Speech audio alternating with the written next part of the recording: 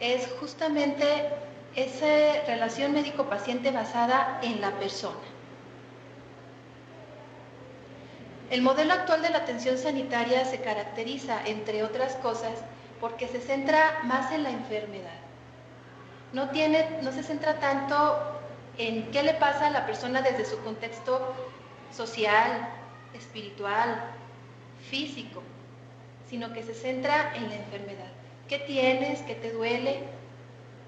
Y se atiende quizá amablemente, pero no de una manera holística, no de una manera integral.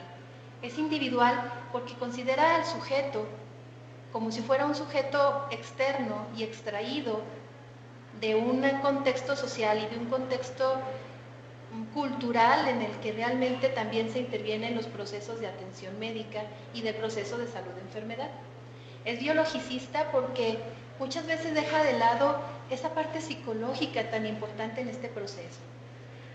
Está en la actualidad altamente tecnificado, de tal manera que dejamos muchas veces la clínica de lado para basarnos en estudios de laboratorio, en estudios de imagenología que nos ayuden al diagnóstico y no tanto ese contacto cara a cara, ese contacto con la persona para dar lugar a la parte de esa propedéutica tan importante y esa relación médico-paciente tan importante en el diagnóstico de la persona. Es mecanicista porque estamos tratando de entender ese proceso salud-enfermedad como si falla A, entonces B. Y la verdad es que en las personas esto no es del todo cierto. En el proceso salud-enfermedad hay muchos determinantes que tienen que ver justamente con este proceso y con el curar de la enfermedad. Es fraccionado también, ¿por qué? Porque estamos en un sistema médico altamente especializado, en donde si yo me encargo del corazón, pues atiendo todo lo que tenga que ver con la parte cardiológica y me olvido de la parte que tiene que ver con lo que influye en esa enfermedad cardiológica. Y es paternalista. Tradicionalmente nuestro sistema médico es paternalista, ¿por qué? Porque entendemos que el médico, el personal de salud, es quien tiene el conocimiento, es quien tiene la razón, es quien tiene la indicación para la persona, para el paciente, y que entonces el paciente debe de acatar, sin preguntar muchas veces, sin cuestionar muchas veces, so pena de que el personal de salud se sienta ofendido o incluso molesto, las indicaciones que el médico le da. Podemos darnos cuenta en la práctica diaria que la adherencia terapéutica no es la que nosotros quisiéramos. Nos podemos dar cuenta de que esa relación médico-paciente se ha visto dañada.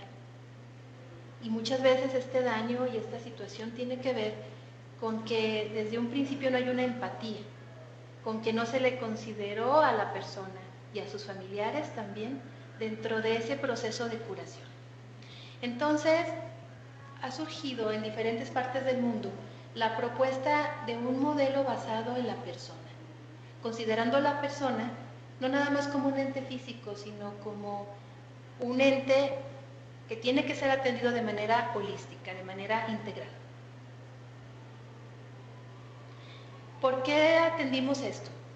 Atendimos esto porque hace varios años, en el año 2006, para ser más precisos, tuvimos la experiencia en una estancia que tuve la oportunidad de tener en Barcelona, en el Hospital de la Santa Cruz.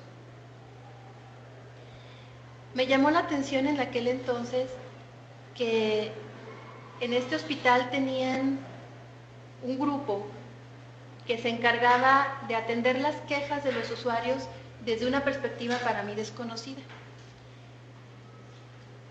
¿Cuál era esta perspectiva? Atendían las quejas de los usuarios, pero tratando de analizar la relación médico-paciente. ¿Qué pasó en esa relación médico-paciente que hizo o que generó esa queja? Rosa María Saura es una de las personas que tuve la oportunidad de conocer y ella me explicó lo que a continuación yo les explicaré a ustedes.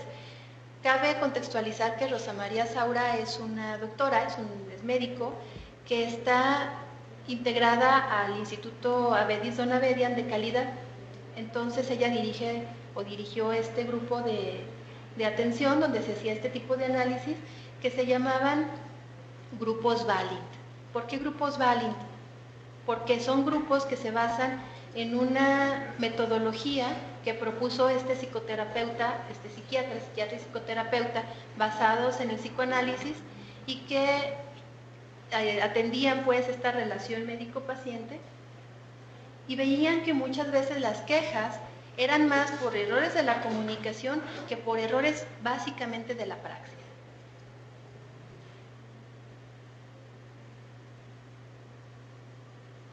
En el 2012 se creó un grupo que se llama Mírame, Diferencíate, Humanízate.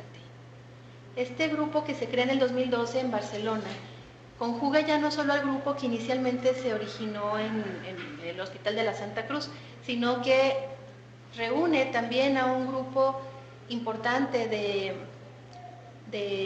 atención a la salud de diferentes hospitales y entonces deciden crear este grupo.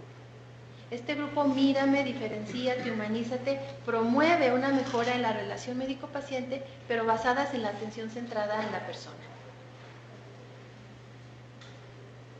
Este es el logotipo del grupo y ellos actualmente en España han logrado, y en otras partes de Europa incluso, han logrado reunir bajo esta misma voluntad a diferentes hospitales que están promoviendo esta mejora.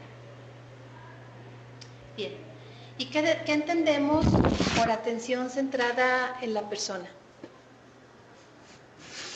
Pensaríamos que atención centrada en la persona o en el paciente podría ser obvio, como definirlo. ¿Por qué podríamos pensar que es obvio? Bueno, pues porque es algo que hacemos todos los días. La pregunta es ¿cómo lo hacemos todos los días? Yo desde aquí les pregunto que allá ustedes se contesten ¿cómo llevamos a cabo esa relación médico-paciente? A veces por cuestiones personales, a veces por cuestiones del contexto institucional, pero ¿cómo llevamos esa relación médico-paciente? ¿De qué manera la estamos estableciendo? Una de las definiciones más empleadas señala que la atención basada en la persona o la atención basada en el paciente es la atención que establece una colaboración entre profesionales, llámese médicos, enfermeras, trabajo social, quien esté involucrado en el proceso de atender la salud de enfermedad, las personas que necesitan en ese momento nuestra atención, que son los pacientes, y cuando procede también involucrar a las familias. ¿Para qué? Nos preguntaremos para qué hacer estos cambios en la atención médico-paciente, para qué hacer una atención centrada en la familia, en la persona. Para garantizar que las decisiones respeten las necesidades y las preferencias del paciente y que los pacientes tengan la educación y el apoyo que necesiten para tomar decisiones y participar en su atención.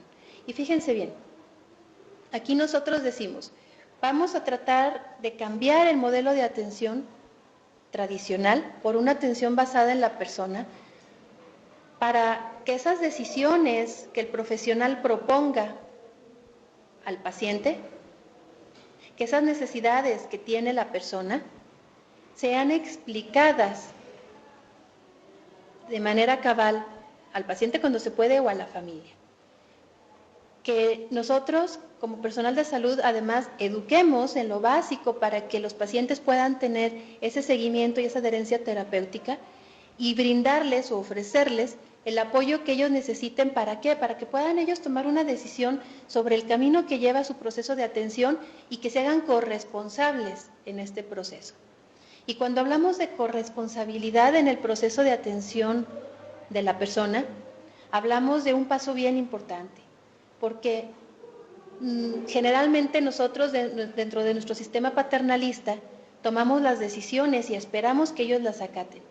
Y entonces, cuando no les educamos, no les explicamos, no los orientamos de una manera adecuada, entonces no vemos los esfuerzos reflejados en nuestra atención. Cuando los hacemos corresponsables, les decimos, bien persona, bien paciente, tú tienes estas necesidades y yo te propongo esto. Pero a ti te toca esta otra parte.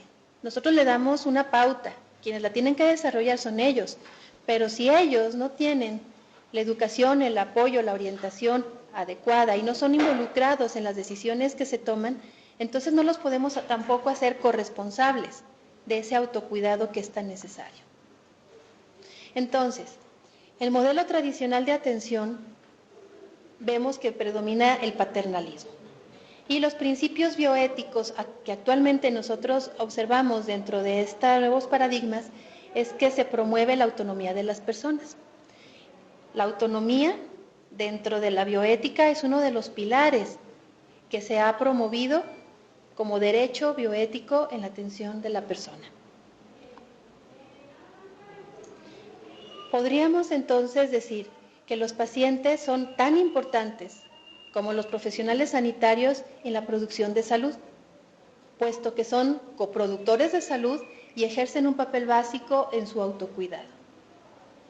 Miren, si nosotros logramos involucrar al paciente y a la familia en el autocuidado, vamos a tener un avance muy importante dentro del proceso del curar, porque los hacemos conscientes, los hacemos corresponsables y ese cuidado que debe de existir en casa, que incluso debe de impactar en el estilo de vida, que muchas veces promueve o va haciendo que se generalice y que se eternice en procesos de enfermedad, pues podemos limitarlos con ese autocuidado. ¿Por qué? Porque entonces puede interferir o podemos convencerlos de que hagan cambio en su estilo de vida, como es la dieta, como son los hábitos, como el tabaco, como el alcohol o como la actividad física. O simple y sencillamente tenemos que involucrarlos en que se estén revisando lo básico de sus procesos que tiene que ser necesario. Este proceso, modelo de atención centrado en la persona, ha ido adquiriendo cada vez más fuerza en los últimos años. Uno de los primeros lugares que adoptó este modelo fue el sistema sanitario del Reino Unido, que integró la atención centrada en el paciente como la sexta dimensión de la calidad asistencial. Las otras 5 dimensiones de la calidad y que la mayoría de nosotros conocemos son la efectividad, la oportunidad, la seguridad, la eficiencia y la equidad. Pero la sexta dimensión que el sistema de salud del Reino Unido acoge es la atención centrada en el paciente. Poco después hicieron lo mismo la Organización Mundial de la Salud y la Organización para la Cooperación y el Desarrollo Económico, la OCDE. ¿Por qué lo hicieron? Pues lo hicieron porque se dieron cuenta de que aplicando este modelo que rescata la relación médico-paciente y promueve el autocuidado, además de que se ven beneficios en la limitación del daño del proceso de la salud de la persona, del proceso de salud de enfermedad, también tiene beneficios económicos y también tiene beneficios sociales que repercuten en la sociedad en general a partir de una mejor evolución de las enfermedades de las personas. Entonces, ¿cuáles son los elementos esenciales de la atención centrada en el paciente? Una es la participación e implicación del paciente, la relación entre el paciente y el profesional, y también, vamos a hacer un ajuste aquí en la pantalla para que se vea la diapositiva completa. Un momentito, por favor.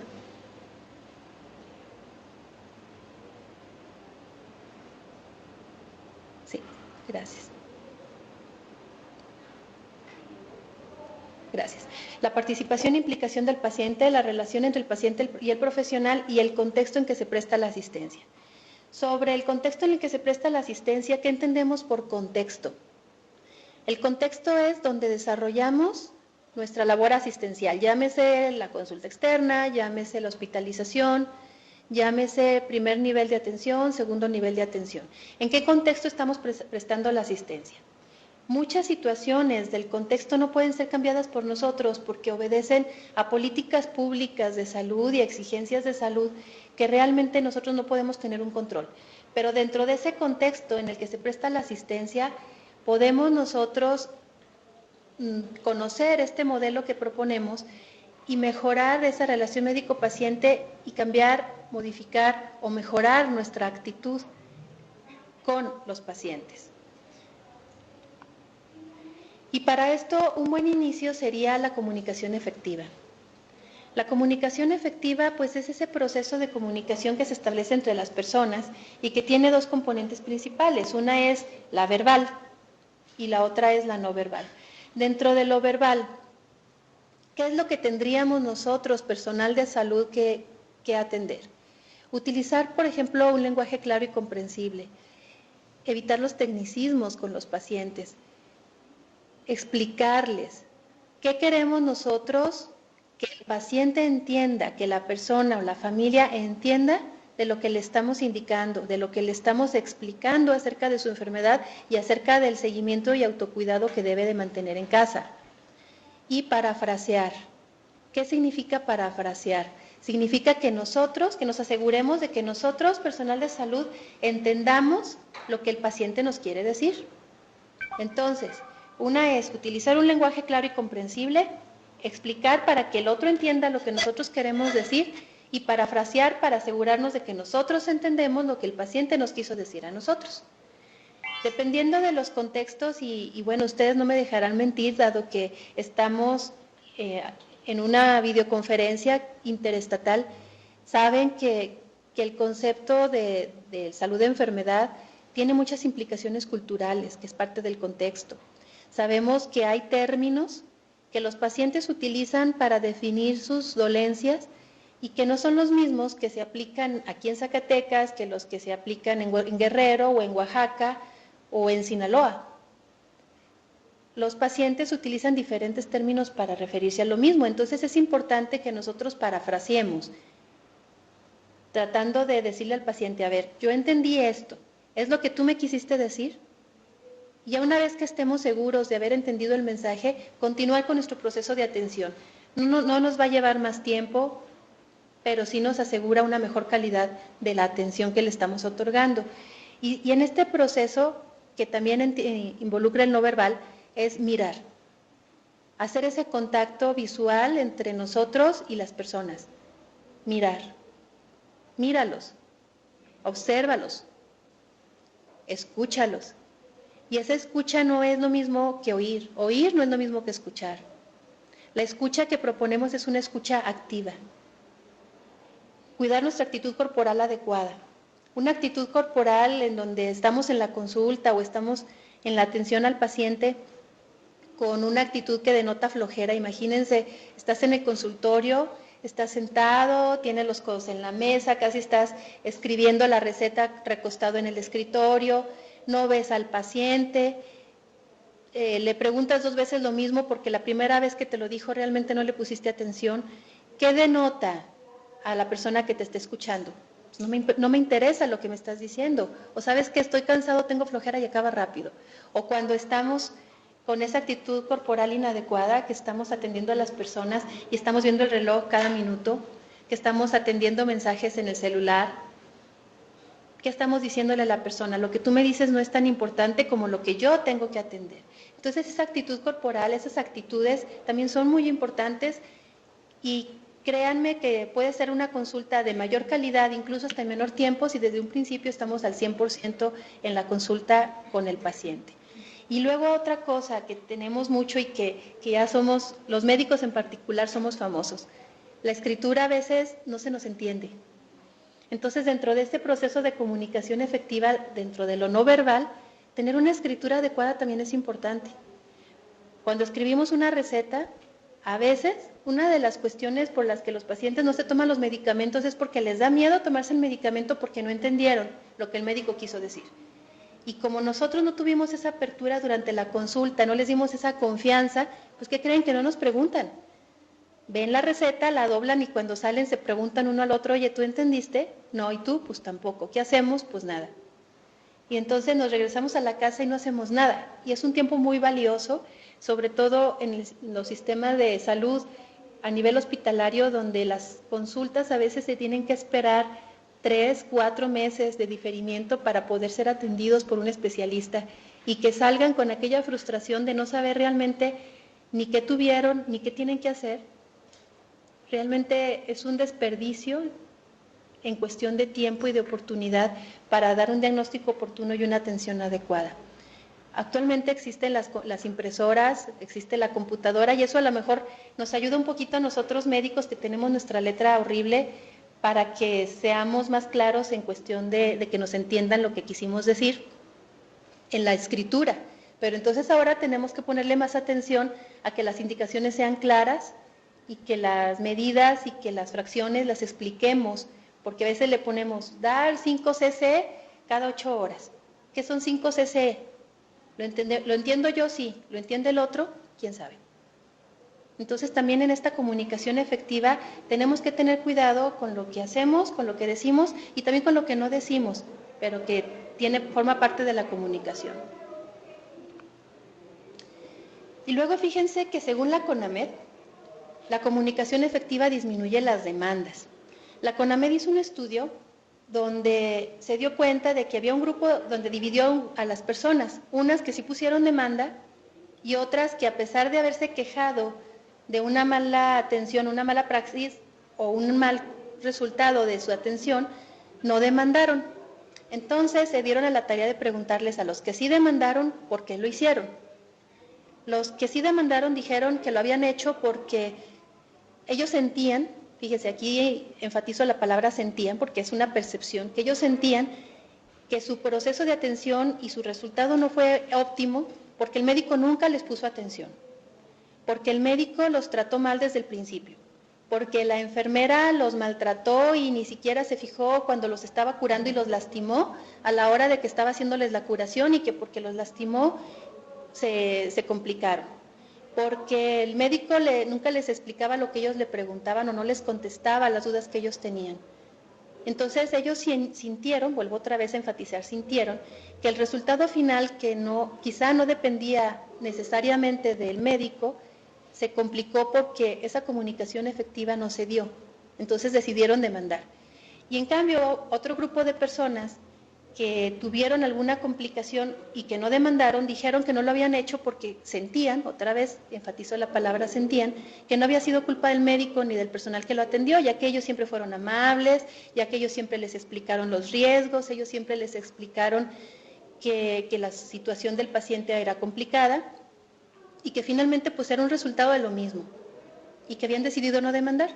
Entonces, fíjense cómo esa comunicación efectiva tiene que ver también en las decisiones de los pacientes y sus familias en cuestión de la demanda. ¿Qué tendríamos que hacer entonces? Volvemos a lo mismo, centrarnos en la persona durante el proceso de atención. Y para esto, yo creo que un punto muy importante es analizar aquello que hacemos mal. ¿Por qué? Porque somos personas y las personas nos equivocamos y somos perfectibles. Entonces, el analizar qué es lo que no hacemos bien o qué es lo que de plano hacemos mal, nos sirve para ser mejores cada día.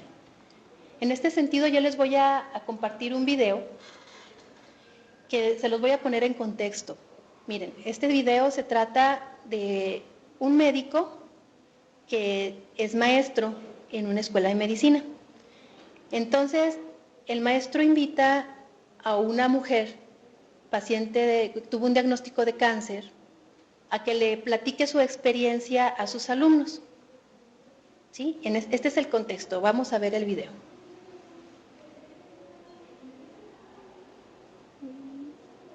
Hemos echado un vistazo a las ecografías y hemos escuchado su historial médico. No todo el mundo puede verme el pecho en la primera cita. Tenemos a una auténtica paciente de cáncer. Futuros médicos, háganle preguntas reales. ¿Sí? ¿Ha considerado un protocolo basado en quimio?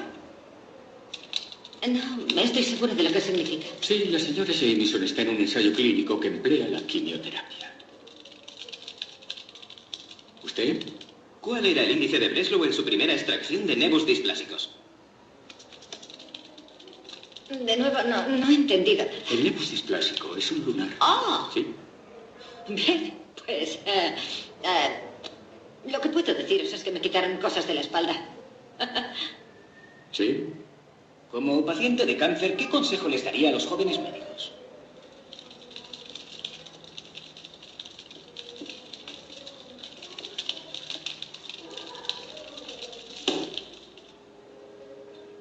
Deja de teclear y mírame.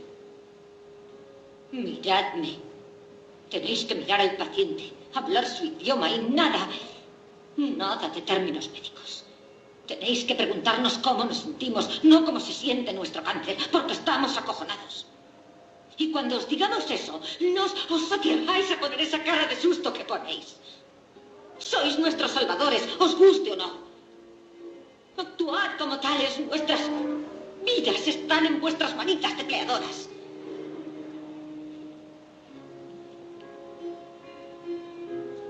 Por favor, escuchadnos. Algo más de 2 minutos.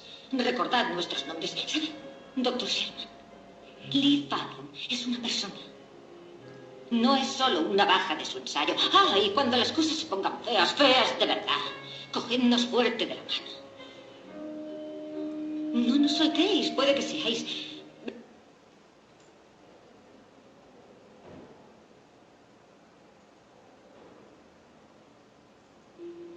Si eso os asusta, no deberíais ser médicos del cáncer. Seamos más optimistas, señora James. ¡No haga eso! No nos digáis cómo debemos sentirnos. Nos morimos, así es como nos sentimos. Gracias por escucharme.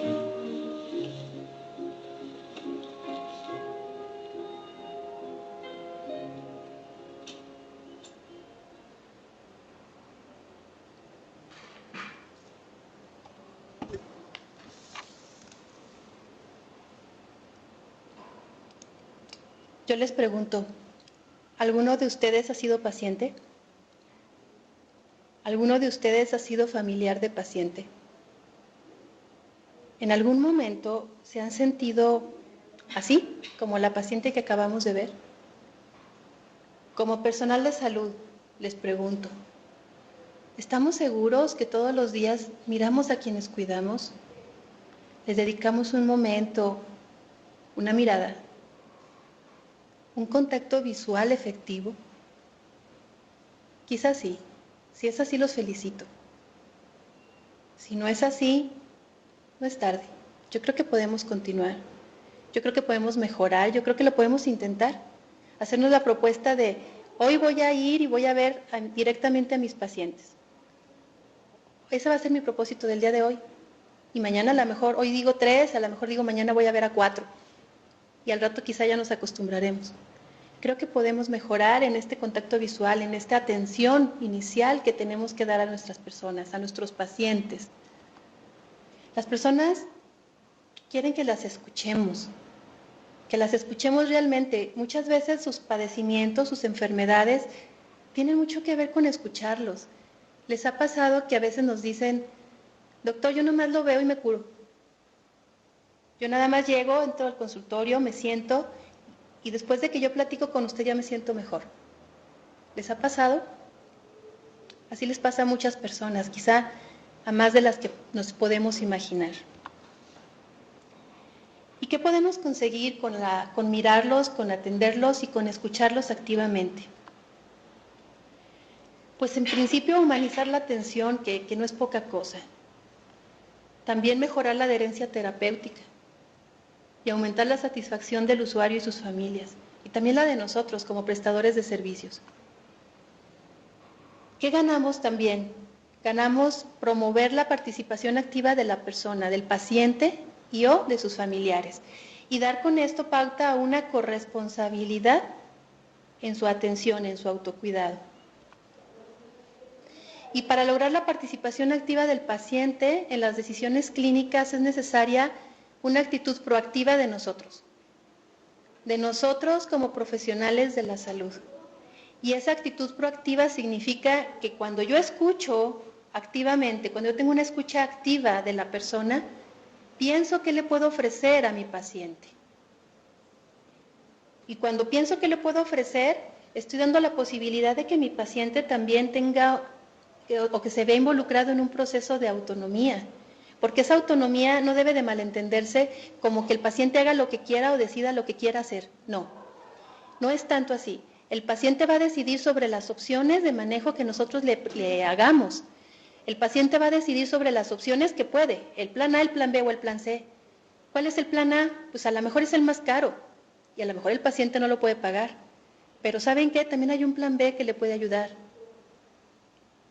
Y a lo mejor hay un plan C que también le puede ayudar.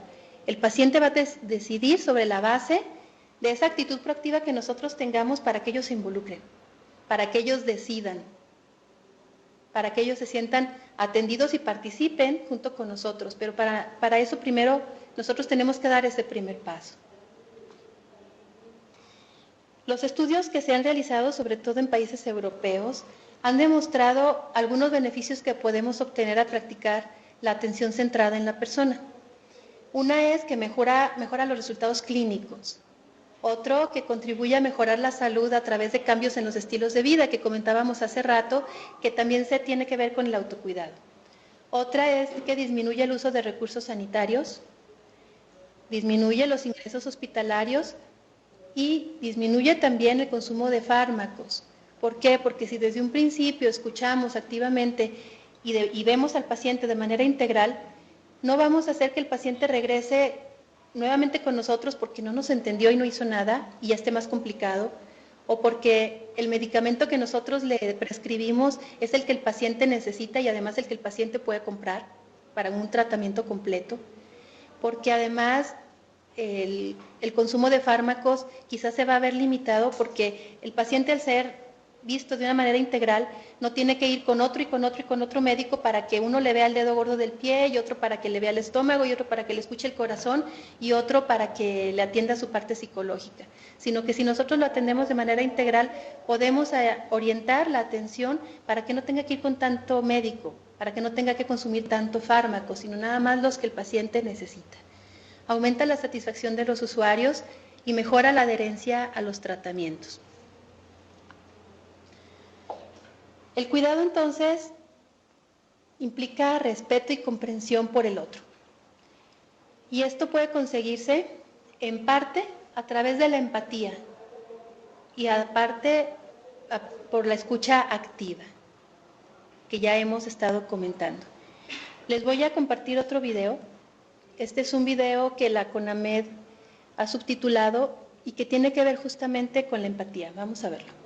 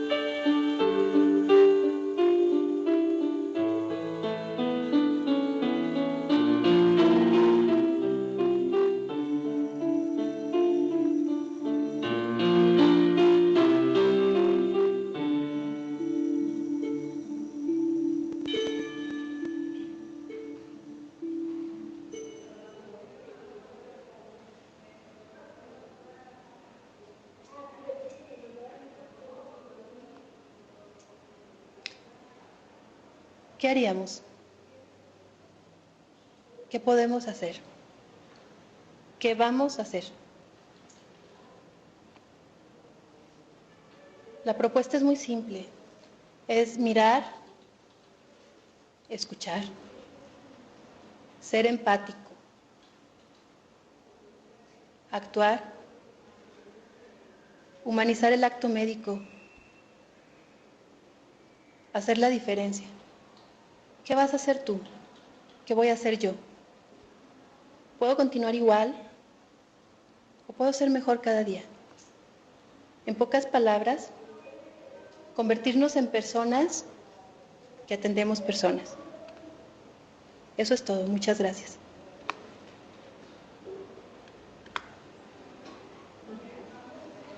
Si hay algo... Gracias. Si hay alguna pregunta, comentario, estoy a sus órdenes.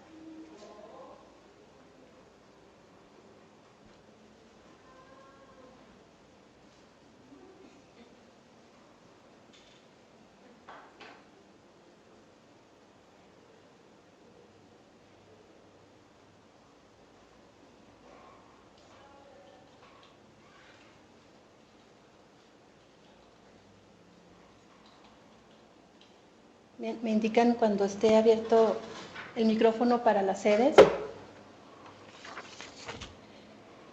Servicios de Salud de Sinaloa, sede Mazatlán. ¿Alguna pregunta? No, no tenemos preguntas. Gracias. ¿Mochis? ¿Sede Los Mochis?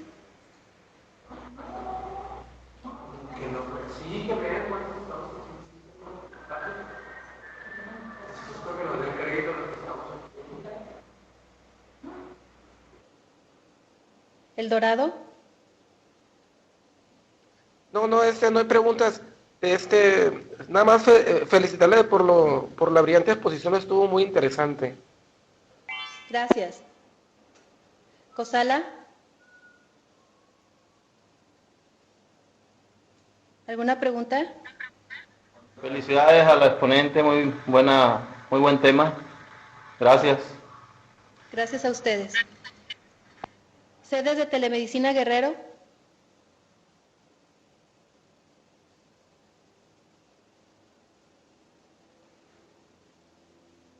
Doctora, me comentan que también está Tasco y Zumpango.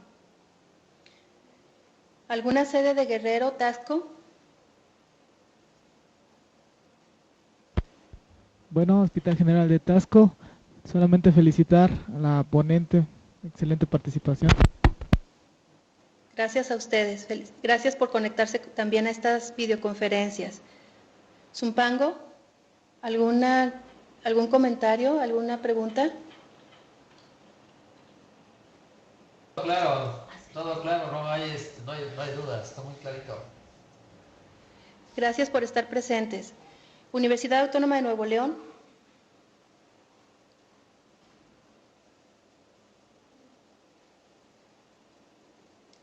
Telemedicina Oaxaca.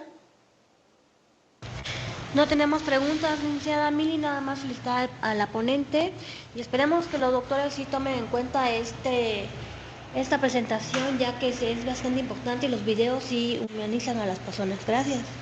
Gracias a ustedes. ¿Y Oxicha?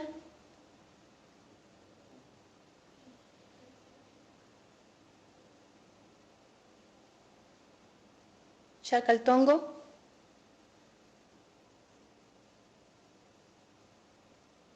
Muy bien, si ya no hay más preguntas ni comentarios, ¿aquí alguna pregunta o comentario en la sede Hospital General Zacatecas? Gracias. Entonces, si no es ¿Hospital así, de La Paz tiene alguna pregunta?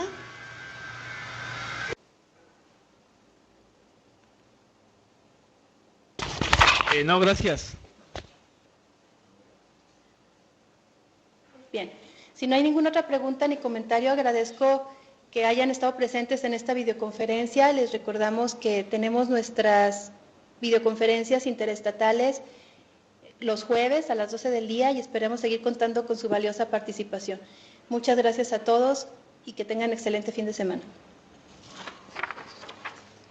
Gracias.